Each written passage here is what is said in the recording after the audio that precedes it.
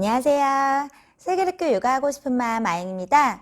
지난번에 우리 아이 상담받아야 할까요? 시리즈 1편에서 어떨 때 상담 전문가를 찾아가야 하는지에 대해서 다루어 보았습니다. 이번 2편에서는 그럼 어디로 가야 하는지, 어떤 절차에 따라 상담을 얼마나 받아야 하는지에 대해서 얘기해 보도록 하겠습니다.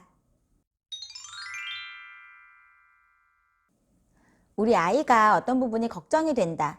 육아하다가 이런 부분에서는 정말 어떻게 해야 될지 모르겠다 싶은 생각이 들면 전문가를 찾아가 보고 싶죠. 가장 먼저 어떤 곳이 떠오르시나요? 크게 병원과 병원이 아닌 곳으로 나누어 볼 수 있습니다. 아이들을 다루는 병원으로는 소아청소년과와 소아청소년 정신의학과가 있습니다. 당연히 병원에는 의사 면허를 취득한 의사 선생님이 진료를 하고 약을 처방받을 수 있다는 것이 가장 큰 특징입니다. 소아청소년과는 우리 아이들이 감기에 걸리거나 예방접종을 할 때 자주 가게 되는 익숙한 곳이죠. 소아청소년 정신의학과는 정신의학과에서 아이들을 다루는 한 분야로 정신건강에 더 초점이 맞춰져 있습니다.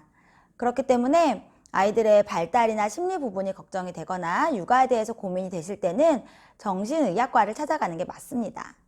그런데 아무래도 정신과 병원이다 보니까 부모님들께서 조금 조심스럽거나 좀 주저하시는 경우가 많으세요. 그래도 요즘 오은영 박사님이 워낙 유명하셔서 정신과 병원에 대한 좀 거부감은 줄었을 거라고 생각을 합니다. 어쨌든 정확한 진단서나 약 복용이 필요한 경우에는 소아청소년 정신의학과 병원으로 찾아가셔야 합니다. 병원 외에는 어떤 곳이 있을까요?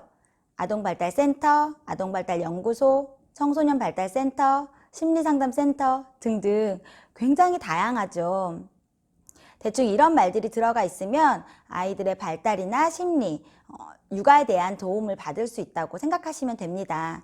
사실 이런 센터들의 명칭이 정확히 정해져 있지 않은 상태이고 센터들을 운영하는 데 있어서 어떠한 자격이 요구되지 않고 있기 때문에 그런 부분들이 참 문제라고 생각을 해요. 아직 이 분야의 학문과 산업이 얼마 되지 않았기 때문에 앞으로 더 자리를 잡아가야 할 것입니다.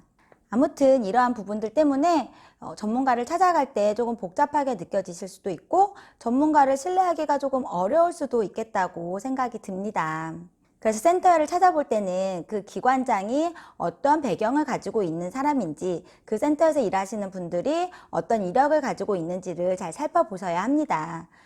대부분 이런 이력들은 기관의 홈페이지를 보면 잘 나와 있습니다. 각 영역별로 자세한 치료사 자격에 대해서는 3편에서 구체적으로 다루도록 하겠습니다. 전반적으로 상담이 어떻게 진행이 되시는지 좀 막연하시죠? 일단 내가 어떠한 병원이나 센터를 가기로 결정을 하였다면 그곳으로 전화를 하셔서 어느 시간에 상담이 가능한지를 예약하셔야 됩니다. 대부분은 그렇게 정해진 시간에 상담이 진행이 되고 첫 번째로 만나서 진행이 되는 상담에서 어떠한 문제로 내원을 하였는지, 발달사는 어떻게 되는지, 그래서 현재 어떠한 상태인지 이런 것들을 다루게 됩니다. 이 상담을 초기 상담 또는 접수 면접이라고 부릅니다. 이 초기 상담은 보통은 부모가 오는 경우가 많습니다.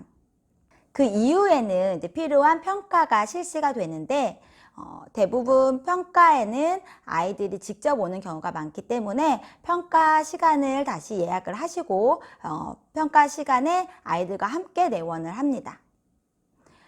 평가가 끝나고 나면 결과를 바로 들을 수 있는 경우도 있지만 대부분의 경우에는 결과가 나오기까지 또 시간이 좀 걸려서 결과 상담 시간을 따로 예약을 하고 결과 상담 시간에는 부모만 와서 결과를 듣는 경우가 많습니다. 물론 초기 상담을 진행해보고 평가가 필요하지 않겠다고 생각이 들면 바로 상담이 진행이 되는 경우도 있고요. 상담이 진행되는 중간에 어떠한 평가가 필요하다고 판단이 되어서 중간에 평가가 의뢰되는 경우도 있습니다. 이렇게 본격적으로 상담이 진행되기 전까지 굉장히 여러 번 내원을 하셔야 돼서 굉장히 번거롭고 또 시간도 좀 걸리고 그런 부분이 있습니다.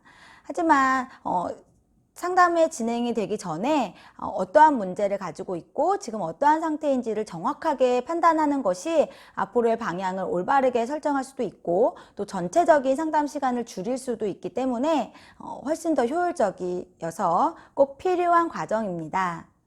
물론 요즘에는 이제 이런 번거로움 때문에 뭐 하루 코스로 바로 오셔서 뭐 문제 파악하고 평가 진행되고 앞으로 방향을 제시해주는 그런 걸 코스로 이렇게 제시해주는 센터도 있어요. 저도 그렇게 일을 하고 있는 시간도 있고요.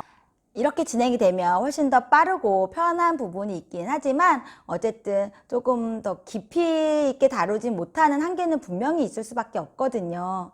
그렇기 때문에 이렇게 심층적인 이해가 필요한 경우에는 여러 번 내원을 하셔야 된다는 번거로움이 있다고 미리 아시면 좋겠고 또 그러한 부분이 내 아이와 현재 우리의 문제를 좀 더 정확하고 깊이 있게 이해를 할 수 있는 기회가 될 것이라고 이해를 하고 계시면 좋을 것 같습니다. 본격적으로 앞으로의 상담 방향이 결정이 되면 일주일에 한 번씩 상담이 진행이 됩니다. 치료 종류나 상황에 따라서 조금씩 달라질 수도 있긴 하겠지만 보통의 경우에는 영유아나 초등학교 저학년 정도의 아이까지는 한 번에 40분 진행이 되고 10분은 부모 상담이 같이 진행이 됩니다. 그 이상의 아이들인 경우에는 한 회기에 50분 아이들 상담이 진행이 됩니다. 대상이 어떠한 연령이건 상관없이 부모 상담이 매우 중요하다고 판단될 경우에는 아예 따로 부모 상담 시간을 50분 이렇게 한 회기 정해서 별도로 진행을 하게 됩니다. 그럼 얼마나 오랫동안 상담을 받아야 할까요? 이 부분에 대해서는 정말 초기 상담 때부터도 많이 궁금해 하세요. 이 부분이야말로 어떤 문제를 가지고 있는지, 문제의 심각성이 어느 정도인지, 또 부모님이 어느 정도 협조를 하시는지, 아이의 성향은 어떤지에 따라서 굉장히 천차만별입니다. 하지만 어떠한 경우에라도 최소한 3개월에서 6개월은 진행이 돼야 변화가 되는 건 분명합니다. 물론 발달 지연의 경우에는 더 길게 장기적으로 가는 경우가 대부분이고요. 대부분 많은 문제라고 느끼시는 부분들이 여러 가지 요인에 의해서 생기는 경우가 많은데 이런 부분들이 너무 오랫동안 익숙해져 온 방식이라 쉽게 변하기가 어렵습니다. 부모도 그렇고 아이도 그렇고 서로 변화하고 이 부분을 받아들이기까지는 정말 최소한으로 3개월은 걸릴 수밖에 없습니다. 제가 이렇게 말씀을 드려도 최근에도 제가 상담한 아이의 어머니께서 한번 놀이치료 하시고 왜 우리 아이가 안 달라졌냐고 이렇게 말씀하시더라고요.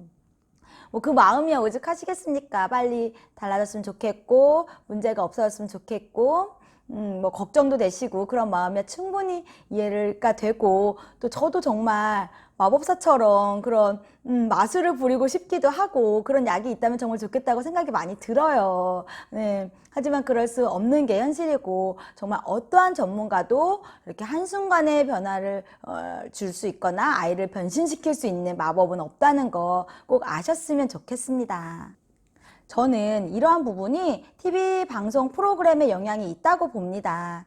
최근 TV 프로그램에서 아이들이 상담받는 장면이 굉장히 많이 나오게 되어서 사실 그런 부분 덕분에 심리 상담이나 치료에 대한 이해도도 높아지고 거부감이 낮아지는 건 정말 감사한 일입니다.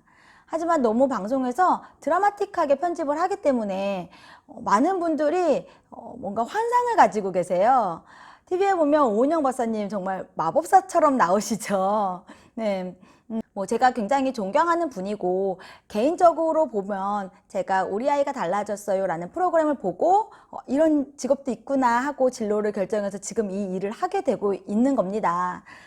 저에게 은인 같으신 분이죠.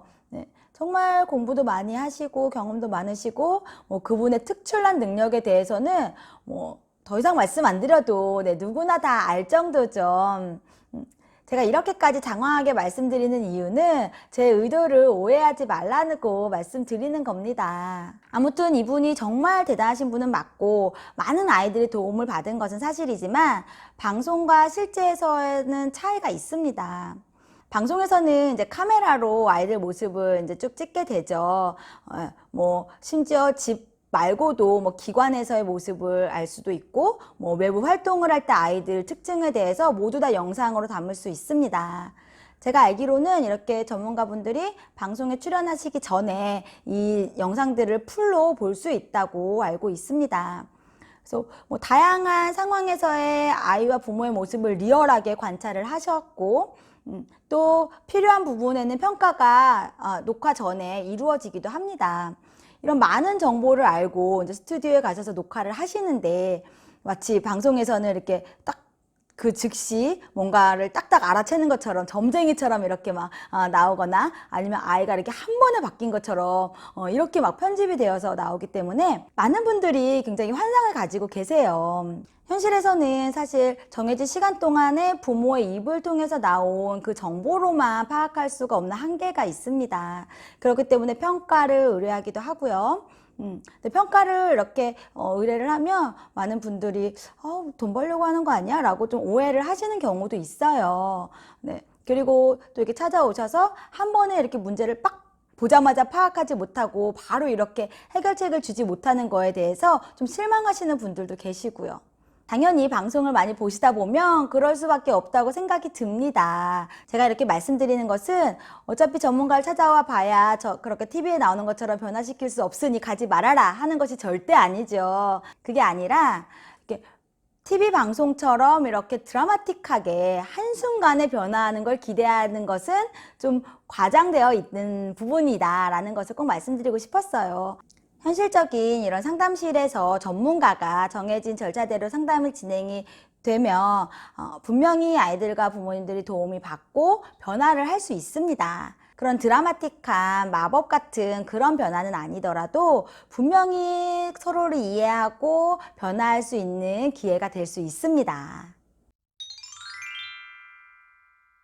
이렇게 이번 시간에는 어떤 곳에서 어떤 식으로 상담이 진행이 되는지에 대해서 다루어 보았습니다. 다음 3편에서는 치료 종류에는 어떤 것들이 있고 어떠한 자격을 가진 사람들이 치료를 진행하고 있는지에 대해서 다루어 보도록 하겠습니다. 그럼 다음 시간에 또 만나요.